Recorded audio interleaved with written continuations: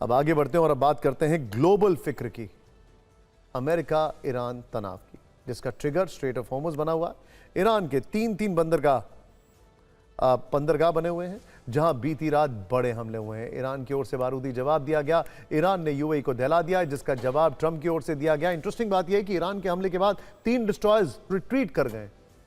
Trump ने कहा कि ईरान ने हदें पार की, सीज़फायर तोड़ा तो तेहरान में एक बहुत बड़ी सी रोशनी निकलेगी, सब कुछ जलकर राख हो जाएगा। तो क्या ट्रंप ने ईरान को परमाणु हमले की धमकी दी है? क्या ट्रंप यह कहना चाहते हैं कि वो ईरान में परमाणु विध्वंस भी ला सकते हैं?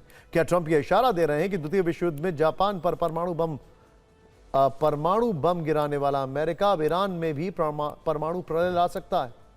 अमेरिका और ईरान के बीच तनाव वाली जो फाइल कल तक बंद होती दिख रही थी, वो अचानक से कैसे खुल गई?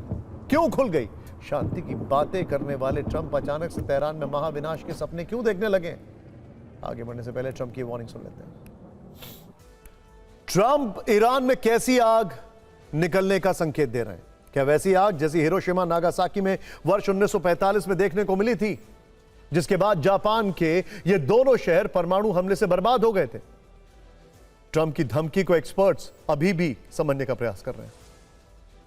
आपको यह समझना जरूरी है कि ट्रंप इस युद्ध से निकलने के लिए बेताब है, लेकिन ईरान ने अपनी कंडीशंस बहुत टाइट कर रखी हैं और ट्रंप की तरफ से ऐसा कुछ भी नहीं हो रहा है जो कहा जाए कि ट्रस्ट को बिल्ड कर रहा है। यहां तक नौबत क्यों आई? इसका ट्रिगर स्ट्रेट ऑफ हॉर्मुज़ क्यों बना है? इस रिपोर्ट में देखें। ईरान का आरोप है कि तीनों अमेरिकी युद्धपोत स्ट्रेट ऑफ हॉर्मुज़ को पार करने की कोशिश कर रहे थे। इसका जवाब अमेरिका को दिया गया, लेकिन अब सवाल इसके आगे का है। क्या ईरान पर हमले से बातचीत को झटका नहीं लगेगा? क्या ईरान पर हमला होर्मुज़ स्ट्रेट को खाली कराने के लिए किया गया? क्या ईरान पर हमला उसकी तैयारी आंकने के लिए किया गया? क्या ईरान पर हमला ग्राउंड ऑपरेशन के लिए किया गया?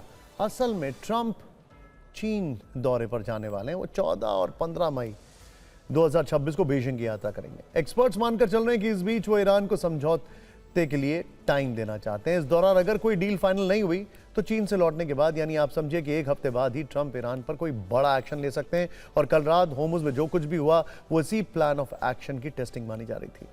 यानी खाड़ी में युद्ध फिर से शुरू हो सकता है। इसके संकेत ईरान की ओर से भी दिए जा रहे हैं। ईरान ने यूएई पर न सिर्फ जवाबी कार्रवाई की है, बल्कि ईरान ने संयुक्त अरब अमीरात को पड़ोसी देश मानने के बजाय अब सीधे दुश्मन देश घोषित कर दिया है।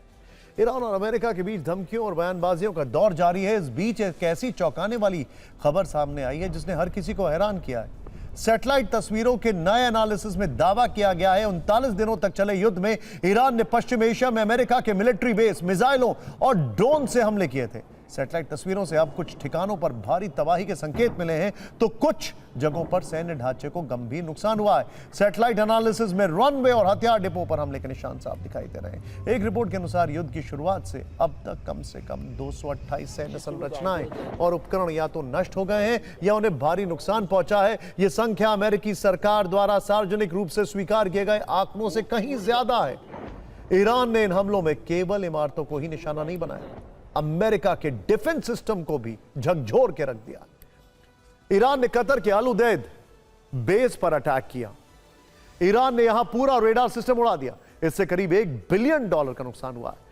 ईरान ने यूएई के अल रुवैस बेस पर अटैक किया, यहां रेडार को नुकसान पहुंचा। इससे $500 मिलियन का नुकसान हुआ है। ईरान ने कुवैत पर हमला किया, 3 फाइटर जेट पर अटैक हुए, इससे $282 मिलियन का नुकसान हुआ है। बहरीन में ईरान ने 2 सैटेलाइट टर्मिनल पर हमले किए, इससे लगभग $20 मिलियन का नुकसान हुआ है। इसके अलावा ईरान ने कुवैत के कैंप अरफजान टैक्टिकल ऑपरेशन सेंटर पर हमला किया, जहां 6 अमेरिकी सैनिक मारे गए। वहीं अली अल सलेम एयरबेस में विस्फोटकों के बाद कई हिस्सों की छतें ढह गईं। ईरान ने बहरीन में मौजूद अमेरिकी 5th फ्लीट पर भी हमला किया। तो क्या यही वजह है कि ट्रंप के मन में अब इस युद्ध से निकलने के विचार भी साथ साथ आ रहे हैं?